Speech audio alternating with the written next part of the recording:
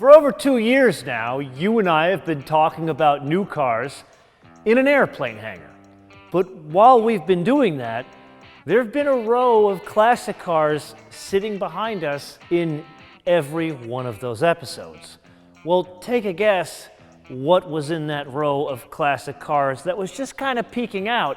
And some of you said, hey man, why don't we drive the red one? Well, today, we're going to dust off the red one, take it out, and go for a drive in arguably the second most beautiful car Jaguar has ever produced.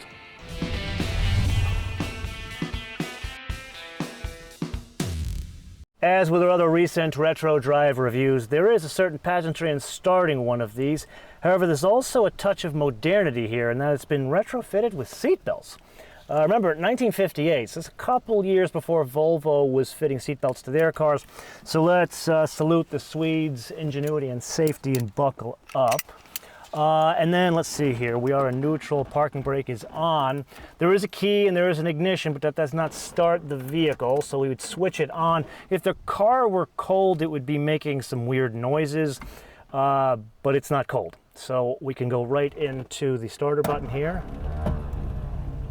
God, man.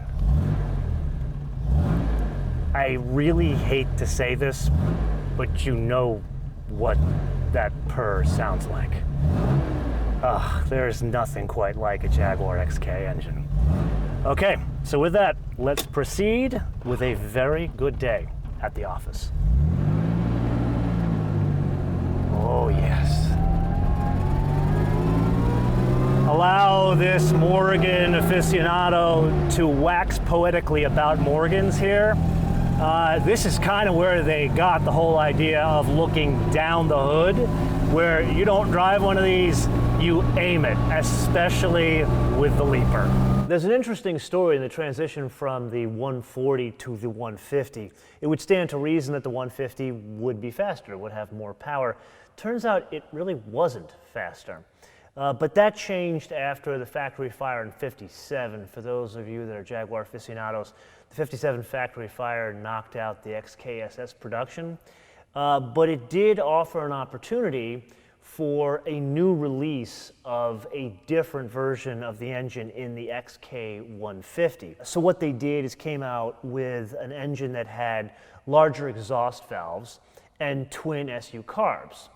But then there was the XK150 S, which had a straight port head and 3 SU carbs. So this was kind of the hot rod of its day until there was a 3.8 engine on offer that came in 1960. Now that we understand all that, let's try it in practice.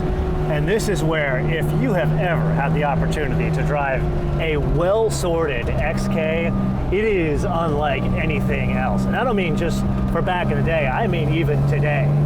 They have gobs of torque, a very usable power band. I can't even imagine going back into a dealer in 1958, test driving something like this, and then going and driving any other car short of, say, a Gullwing, where you could go into a situation like this, go into the turn with no power, and it just pulls you out of it in second gear. This thing, God, what a beautiful engine, and the sound. These engines, not only were they a joy to drive, they were a technological marvel. And that no matter what you put them in, whether it was a sedan or something that was smaller and lighter like this, it was really the right tool for the job. Another interesting fun fact in the transition, with this release from March of 1958, they added disc brakes all the way around. Figure more thrust, a little bit more stopping power as well. Let's give that a try now, shall we? Not exactly a panic stop, but it works. It is definitely a representation of a car in terms of disc brakes today. This was super high tech for mid-50s technology, and I would argue it made the car more usable around town. You do need to make adjustments in your driving style when you're trying to stay in traffic with this. You want to give yourself a little bit more space, even though they are somewhat modern brakes in this case, which the Gullwing did not have. All that said about braking, I would argue panic stop situations and track use, you would need to have one hell of a heavy foot to get that braking system to work and work the way it was designed back in probably the early 50s. To better understand the 150, we need to go back in time and look at the 120s and the 140s and how they got to the 150. The 120 was kind of a line of demarcation for Jaguar in that it was the first all-new car since the SS100. And it really did a couple of things that were unheard of at the time. It was the fastest road car when it came out in 1947. It had a top speed of 120 miles an hour, hence the name. But it was also interesting that it was somewhat agricultural in its suspension. It had leaf springs in the back and independent suspension in the front, but that was really about it. It did offer wire wheels, but standard wheels were discs, and they had spats in the back when it was a disc wheel. Then there was the transition into manufacturing. It was interesting, the first 242 of the 120s that were manufactured, they were built very much like Morgans are today, where it's a steel chassis, a wood, an ash frame with an aluminum body. The car proved to be so popular they just couldn't make them in enough numbers, so they switched to something more traditional like steel. And they made a lot of those. They made like something like 12,000, a little over 12,000. It's beautiful. It's got some cool high-tech componentry for back in the day. But man, oh man, when you're just driving down the wrong road that ain't perfect, it's kind of agricultural.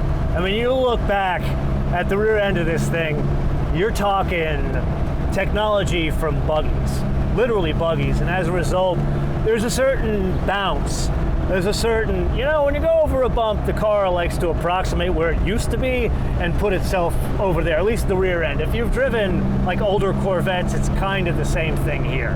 Then the switch to the 140, that was making the car a bit more modern and more usable. The biggest difference was they changed where the firewall was. It was moved 3 inches forward, so there was more room to move the dash forward and make more room for the passengers. It also changed the suspension a little bit in that it moved to rack and pinion steering. In addition to rack and pinion steering, they added telescoping shocks. And then the 140 was produced from 1954 to 1957. They made a huge step forward for Jaguar. It was the first one that was on offer with an automatic transmission. Now this also proved to be a very popular model for Jaguar. They made just under 9,000 of them in total. 4-speed manual transmission with a couple of interesting things that stand out. Number one, she really does not like to downshift. If you do not know how to manhandle her properly, she will absolutely grind gears as a protest. Number two, the gears are really close together, something unexpected from a transmission of this era. Like even in that Gullwing we had, it is a long throw to get that thing between gears. This, it's so much tighter. Like I would argue the folks at Mazda took a page out of this book to develop their transmission. And then the third thing that stands out is more of the gears are usable around town. It doesn't have this unusually low first gear like we've been experiencing in a couple of other episodes. This has a usable second, third, and fourth gear. Like here's a country road and I can actually use fourth gear. We couldn't do that in the Ferrari and the 300 SL Gullwing. Yes, it's indeed that time again to play our newest game, Options Game Senior. That is the game where we go through the new prices of the classic cars, if that information were available, and compare it against to what that car is worth today, as stated by our good friend Dave Kinney, who literally writes the book on classic car values.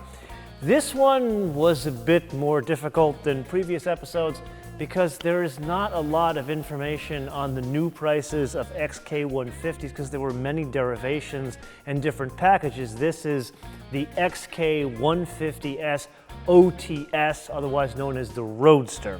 The best I could find is 2,110 British pounds was the basic price for this vehicle. Let's go with that. It translated to today, that would be about 41,500 British pounds. Translated into dollars, that's 50,000, almost $50,700.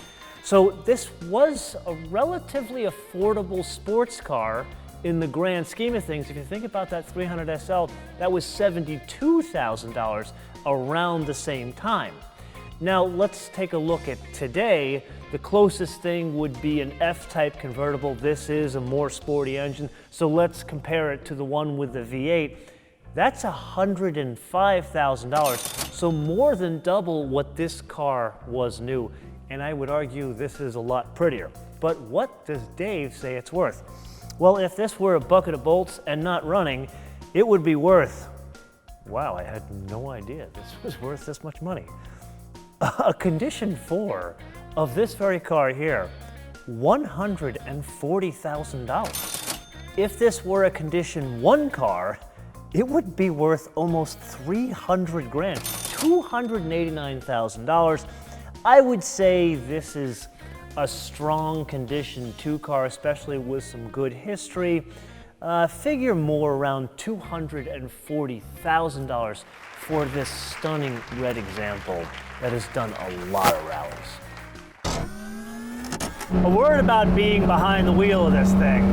The seating position is quite good, very comfortable, plenty of room. This one was sorted to offer more space for real adults like me. The pedals kind of stiff, oddly placed. I would change that.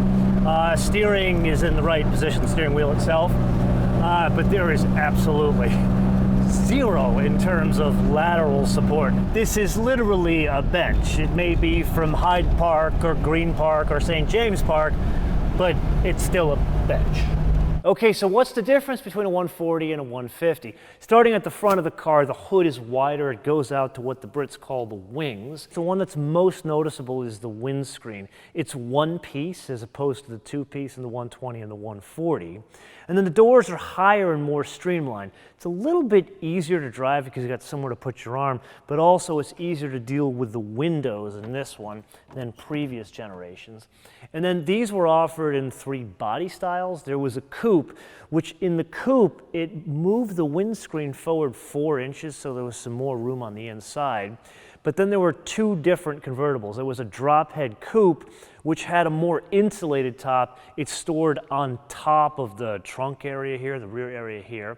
This one is an open 2-seater, otherwise known as the Roadster. I would argue the prettiest of all of them. The top hides underneath here. And then the most puzzling change, the dashboard. When you think of a British car, you think of a wooden dash. You think of a private club. I don't think of leather on a dashboard. That's what was fitted as standard on 150s. Yes, you could get walnut as optional. Steering is a bit of a surprise here in that there is a certain preciseness to it. Something you wouldn't expect from this age of a vehicle. Like, you go back in time, you drive anything from the 50s, there's a certain play in the steering. I don't want to say a vagueness. This, I wouldn't call it modern steering, but it is definitely a point-and-go steering.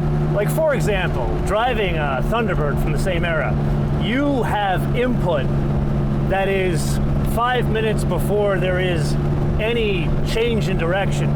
Here, there is instantaneous change in direction. Let's dive into the history of this specific car, and right at the top, I need to point out, this is an original California car. Yes, my friend who owns this car, he is the 3rd owner, but the 1st owner was a doctor in Pasadena, rolled into a Jaguar dealership in 1959 and bought a brand new red on tan Jaguar XK150S OTS. That must have been one hell of a spaceship back then. But the car was refreshed in 2008 to 2009. Not a full restoration, let's call it refresh because it was a survivor at that point. The 2nd and 3rd owners, somewhat taller, so they changed the interior a little bit in that they sculpted the seats out, so you don't so much sit on this car like you do with other XK150s. You sit more in it, it's a bit more comfortable to drive. And then the current owner, it's not one of these instances where the car sits around and does nothing or is a garage queen, even though it really is in good condition. It has been on the Colorado Grand not once but twice, and it's been on the Copper State. Now, here's where some drivability comes up. This one was fitted from the factory with an electronic overdrive. The name is somewhat comical. It's a Laycock de Normanville electronic overdrive. To get it to work, you need to put the clutch in and then hit the switch on the dash. And from my experience, it lowers the RPM by about 500, which makes it a little bit more palatable driving it around on freeways, which you can do in this car. And this is where we get to a really important point. I am a giver. I am a very good friend because lately my friend has been very busy. You know, he's got an airplane, he's got other classic cars he needs to tend to. This one doesn't get as much love. So out of the kindness of my heart, I take this car out of the hangar and take time out of my weekend to show this at local classic car shows, drive it around the hill, and make sure she gets enough exercise.